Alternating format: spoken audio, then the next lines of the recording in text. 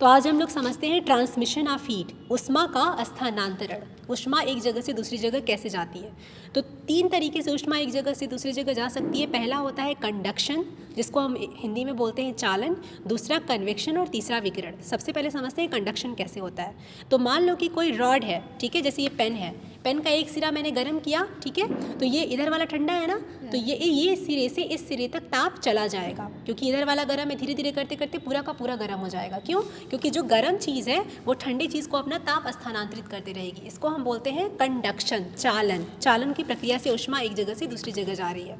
दूसरा होता है कन्वेक्शन। कन्वेक्शन में ऐसे ध्यान रखो कि जब पानी को हम गर्म करते हैं तो पहले नीचे वाला पानी गर्म होता है और उसका घनत्व कम हो जाता है, तो वो ऊपर की तरफ जाता है, ठीक है, और ऊपर वाला पानी क्या होता है? नीचे की तरफ जाता है, क्योंकि वो भारी रहता है, ठीक है। तो इस तरीके से पूरा का पूरा पानी गर्म हो जाता है। पहले क्या होता है? नीचे वाला पानी गर्म होता है और फिर वो कन्वेक्शन के थ्रू ऊष्मा क्या होती है? स्थानांतरित होती है, क्योंकि वो पानी जो नीचे गर्म हुआ था वो ऊपर जाता है और ऊपर वाला नीचे जाता है। इसको हम कहते हैं कन्वेक्शन, संवहन। और तीसरा होता है रेडिएशन। ये सबसे इंपॉर्टेंट है।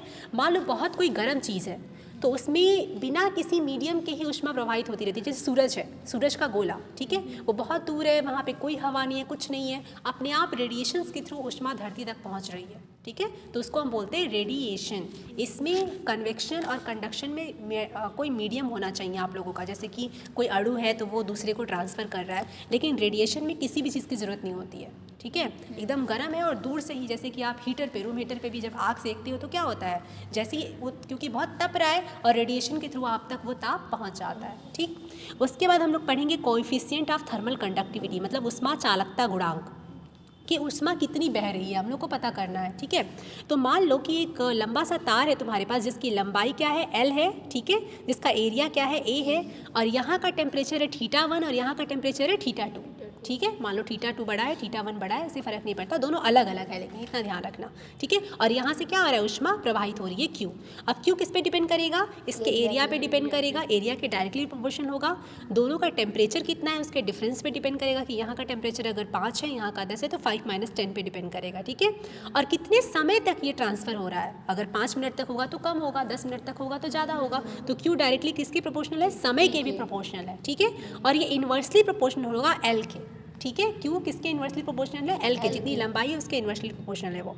अब इन चारों को मिला के अगर हम लिख ले तो क्या होगा? एक θ1 - θ2 T सब ऊपर आएगा और नीचे क्या आएगा? L, ठीक है। यह आपका पूरा का पूरा फॉर्मूला बन गया। अब यहाँ पे देखो, इस प्रोपोर्शनल साइन को जब हम हटाते हैं तो क्या बनता है? हमारा कोएफिशिएंट एक आता है, ठीक है। जैसे कि कैपिटल G की वैल्यू भी तो ऐसी ही आई थी, राइट। कोई भी कांस्टेंट ऐसे ही आता है, तो कांस्टेंट आया K। इसी कांस्टेंट K को हम बोलते हैं ऊष्मा चालकता गुणांक, ठीक है। अब यहाँ पे K की वैल्यू हम कैसे, अब कोई पूछ दे हमसे कि ऊष्मा चालकता गुणांक क्या होता है, तो कैसे बताएंगे?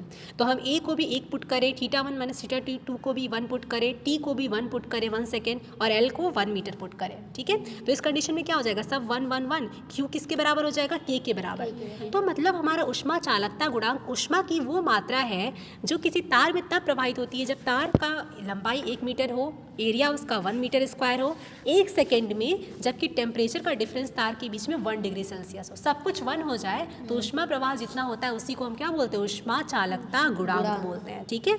इसको रटना मत, बस देख लेना कि किसको किसको हम 1 कर रहे हैं और वही लिख देना कि जब एरिया 1 हो, लेंथ 1 हो, टाइम भी यहाँ तक कि 1 सेकेंड का हो, तो उनके बीच में टेम्परेचर डिफरेंस भी 1 डिग्री सेल्सियस हो, तो ऊष्मा चालकता गुणांक क्या हो जाता है? हमारा ऊष्मा की प्रवाह की दर ही हो जाती है, ओके।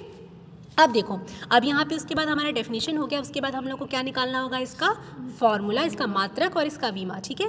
तो इसका मात्रक निकालने के लिए पहले हमको Q का मात्रक पता होना चाहिए, किलो कैलोरी होता है, L का मात्रक मीटर, एरिया का मात्रक मीटर स्क्वायर, टेम्परेचर का मात्रक डिग्री सेल्सियस और टेम्परेचर टाइम का मात्रक T यहाँ पे सेकेंड, ठीक है। अब यहाँ से मीटर स्क्वायर से 1 मीटर कट गया तो क्या बचा? किलो कैलोरी अपॉन में मीटर सेकेंड डिग्री सेल्सियस, ठीक है। अब इसकी विमा कैसे निकालेंगे? तो Q का विमा वही होता है जो कार्य की विमा होती है, क्योंकि जूल है ना ये, तो ml2 (10⁻²), स्मॉल l लंबाई था, l हो गया एरिया, हमारा एरिया का विमा L स्क्वायर होता है और टेम्परेचर का विमा थीटा होता है, ठीक है।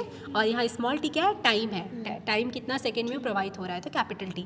अब इसको आप कट करोगे तो आपका फॉर्मूला क्या आ जाएगा? ml (T⁻³ 3 θ⁻²), ठीक है। समझ में आया? एक बार फिर से रिवीजन कर लेते हैं। देखो, हम इसमें क्या पढ़े? ट्रांसमिशन ऑफ हीट, की हीट कैसे प्रवाहित होता है। 3 तरीके से होता है, कंडक्शन, कन्वेक्शन और रेडिएशन के थ्रू। फिर हम पढ़ते हैं कि कोएफिशिएंट ऑफ थर्मल कंडक्टिविटी क्या होता है, उसके के लिए हम क्यू देखते हैं कि 4 चीज़ों पे डिपेंड करता है, एरिया पे, टेम्परेचर डिफरेंस पे, टाइम पे और उसके लेंथ पे। चारों को मिला के लिखते हैं, उसके बाद हम उसका डेफिनेशन लिखते हैं, फिर उसका मात्रक और उसकी विमा निकालते हैं। इस तरीके से ये हमारा कंप्लीट हो जाता है।